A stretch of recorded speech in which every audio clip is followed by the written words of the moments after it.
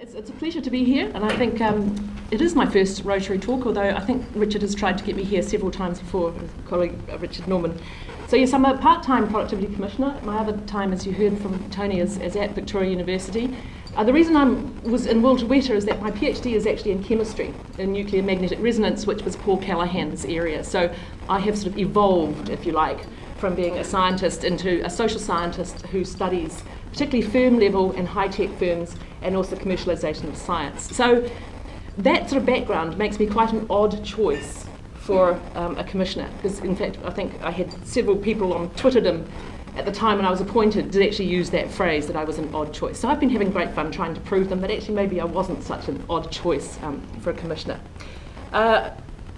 This is the purpose from our Act, because I wanted to emphasise right from the beginning that when we talk about productivity at the Commission, we're not talking about that sort of mechanistic inputs, outputs, a type of approach that you might think of from a manufacturing firm.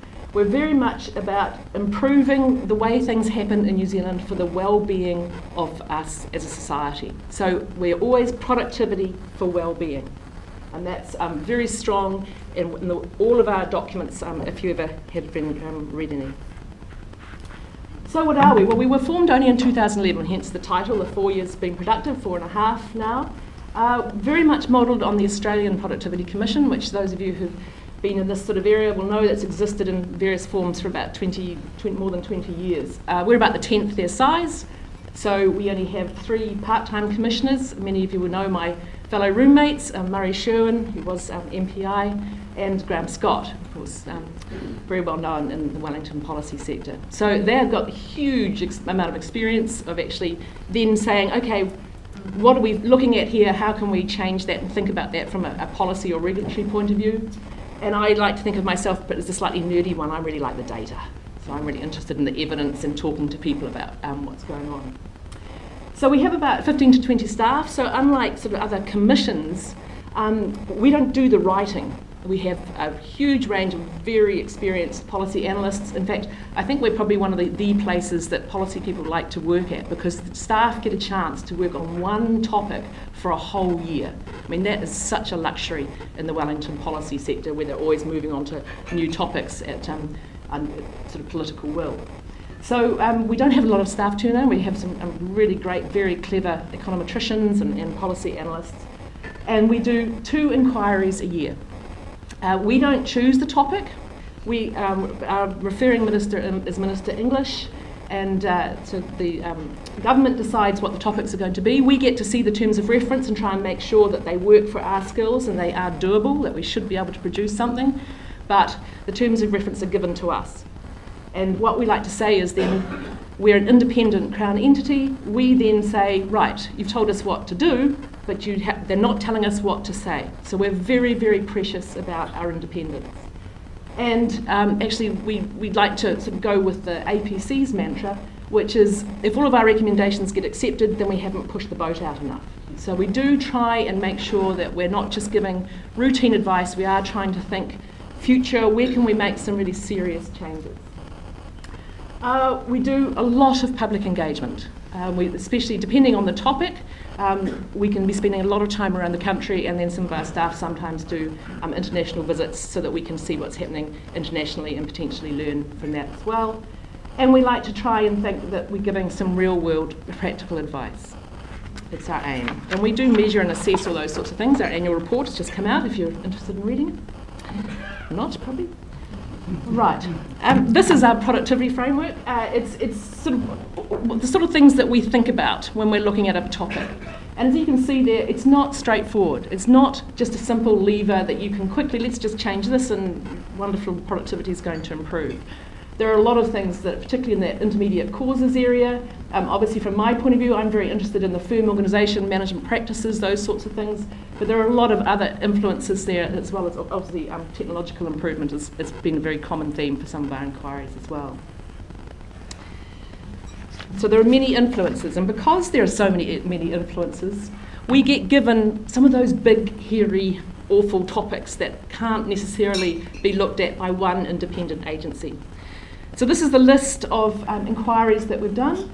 We started out with a very lean staff with housing affordability a few years ago. I like to think that we were the people that put some proper data in behind what was happening up in Auckland particularly. And for example, we showed that about half of all renters at the moment get the housing supplement from the government.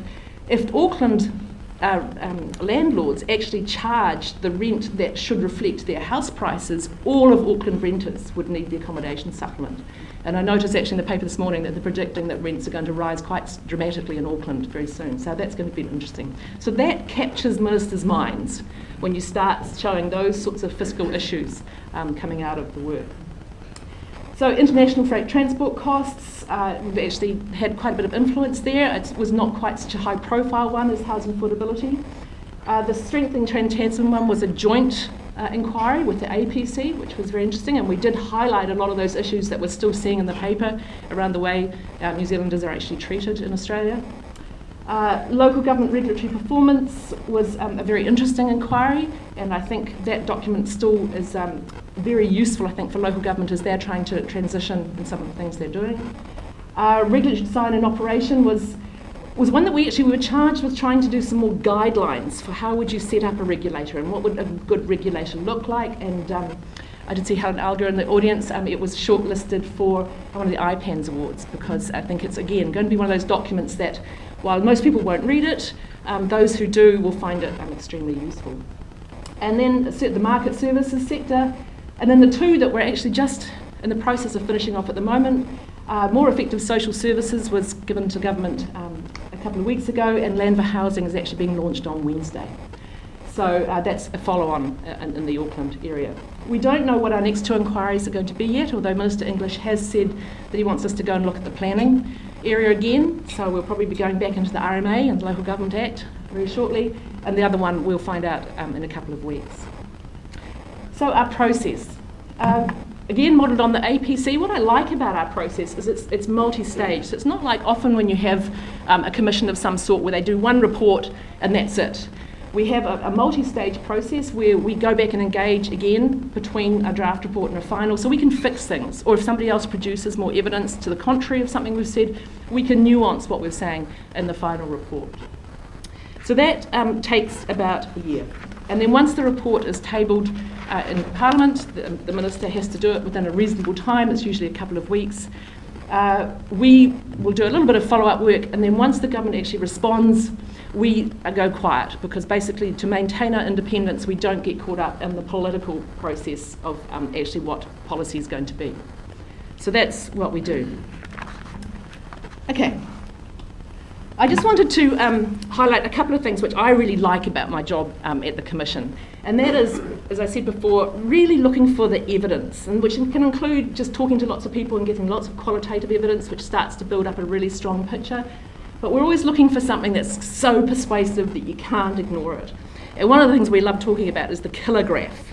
And so sorry for those of you who, the back of the room, who might not be able to see the detail, but these are the sorts of things that we call a kilograph. This is the one that was in our draft Land for Housing Supply, where we looked at the top 10 councils from a growth point of view in this inquiry. And you can see that this is not just an Auckland issue, that growth. It has been happening elsewhere. Queenstown is actually that top line there, and obviously there's some around Canterbury as well. So this is not just an Auckland issue. So solving it just for Auckland is not necessarily what you want to do. Here's the one that I think is more spectacular though. Okay, so these 4 lines represent price quartiles, okay? So the black one is the top price quartile, the yellow one at the bottom is the bottom price quartile. In 1960, about 12% of the houses we built were in the top price quartile. Now it's nearly 60%. Why? You're not going to buy, you have to buy a piece of land for $300,000, you're not going to put a $100,000 house on it. So you get this escalation of these sorts of things. So it's only one of the things, it's not everything, but these are the sorts of data that we have. We do make wonderful use of some of the Stats New Zealand data particularly, and a lot of the new integrated data infrastructure that's happening in Wellington between the different departments bringing their data together is incredibly useful for us. We've got our own data lab in our building, so we don't have to go down to Stats New Zealand. Okay, here's the other thing I think we like to do is try and give frameworks to help the thinking. Because and guidelines is often the other thing we're asked for, but if you can give that sort of picture or framework that helps people think about how to manage something. And this is one I particularly like, which is from a recent social services inquiry. So you might start hearing some of the public sector start talking about quadrants in the social services area. Because as you know, the problem seems to be we've got this huge amount of social services. Seems to work for some people, but we keep hearing that it's not working, that it's broken, it's not helping the people who most need it. So what we did was pretty simple from a business point of view, a 2x2 matrix. We love 2x2 matrices. We just sort of said, well, actually, you've got different types of clients here. So we did a little market segmentation, if you like. You've got complexity of need on one dimension, and you've got ability to make a decision on the other dimension.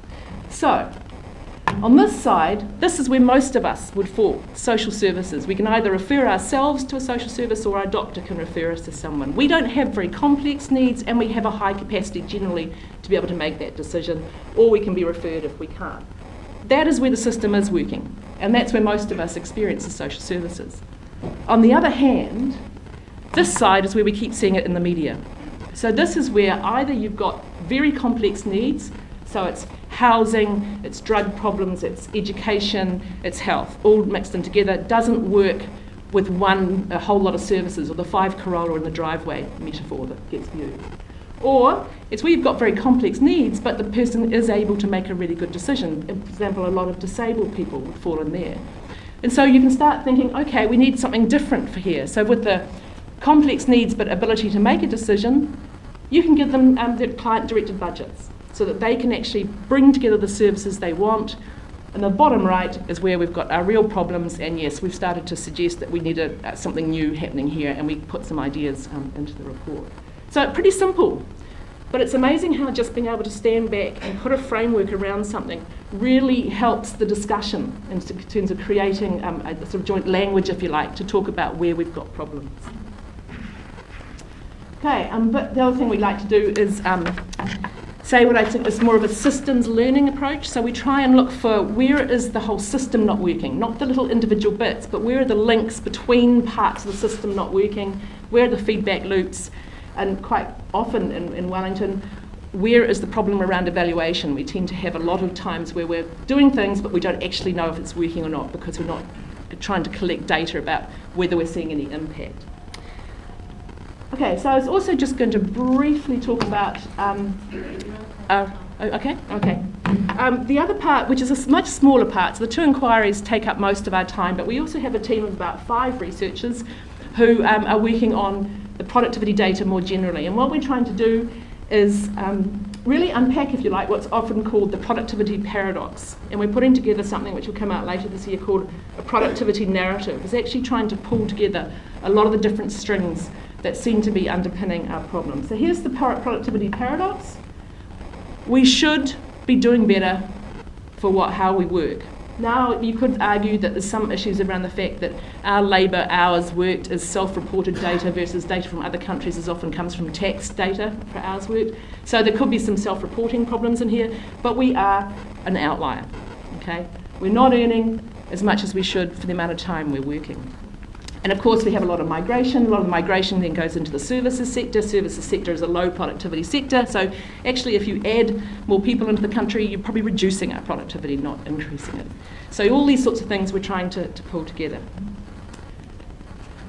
So what we've started doing, particularly with the research team and the new data availability, is started really looking at firm level data. And this is the stuff that gets me interested, because I think when you average something across a whole sector or an economy, you're losing the interesting stuff that's happening about the really good performers but also the really poor performers. And that's where you can learn most from.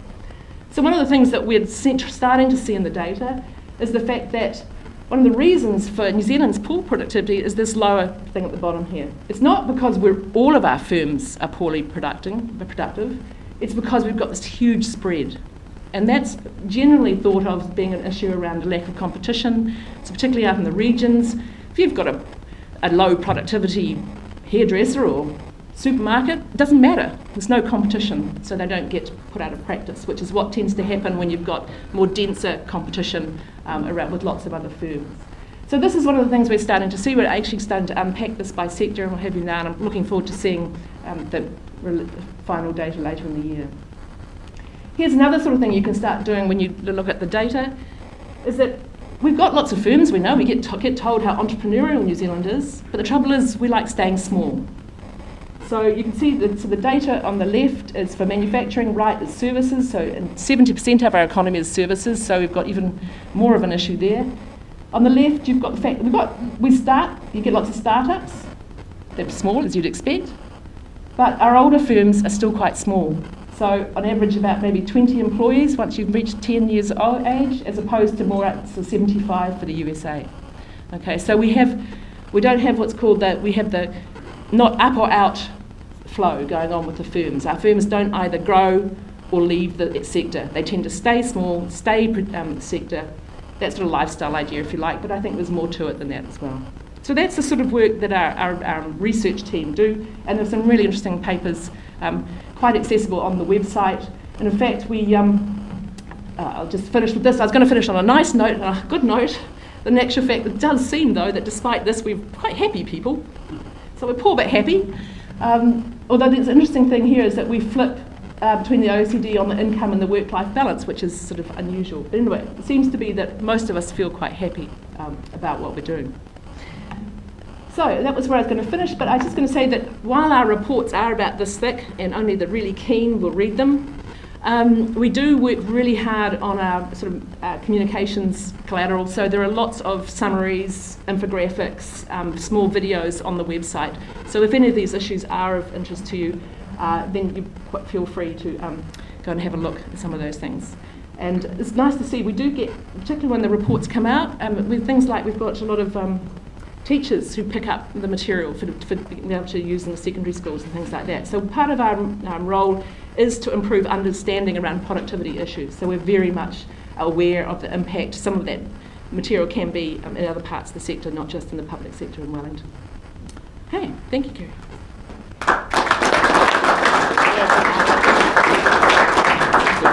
Now, look at them, the hands are up. Russ, you're first.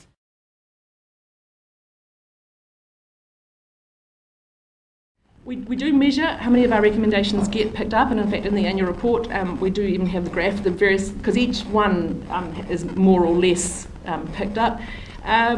So on the whole I'd say that probably a fair proportion, probably 80 to 90% of most of our recommendations are picked up in some form. Sometimes they get battered a bit and said, well, we're not going to quite do that yet, or we're already working on that, those sorts of things. So we do track that over time, although as I said before, we know that some of our recommendations are a bit on the edge and not necessarily going to be politically acceptable. So we're prepared. In fact, the APC says that a lot of the times it's a change of government when a lot of their recommendations get picked up, because it becomes opposition policy if the government doesn't pick it up. We haven't had that yet, so we haven't been alive long enough to see a change of government. So we're very conscious of it. We also do a lot of work going back to people who've been involved in engagement, thinking if we reflected what they said to us correctly and those sorts of things. So we do a lot of stakeholder assessment as well, which again is all in our annual report.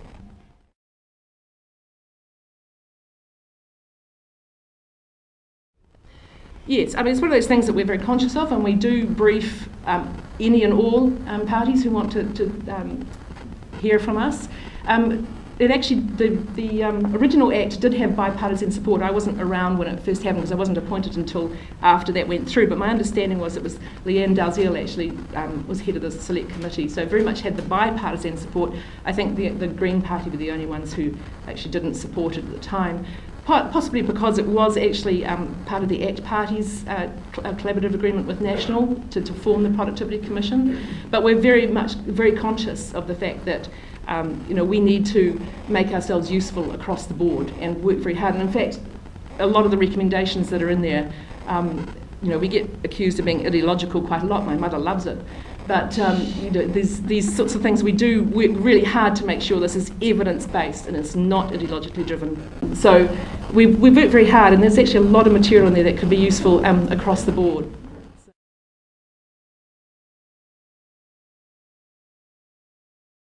Yeah, I mean, see, this is where we have to be really careful because we have to maintain our independence of that. But what we are very proud of is that the reports do become something that becomes useful for the sector we've worked with. Okay, I know I'm sure the NGO sector doesn't like it across the board. They didn't like the fact that we talked about vouchers and what have you in there, even though our whole education system is vouchers. Well, there are people that do like it. Yeah, that's right. So basically, it's the same with the local government. The report has actually become something that's become a sort of baseline, if you like, from which to then move for change within your sector. It's not something we get involved in. Apart from anything else, we're so short-staffed. The next time as soon as we get a new inquiry, we're off, in a different direction. So we don't have the capacity to do what we call the after-sales service.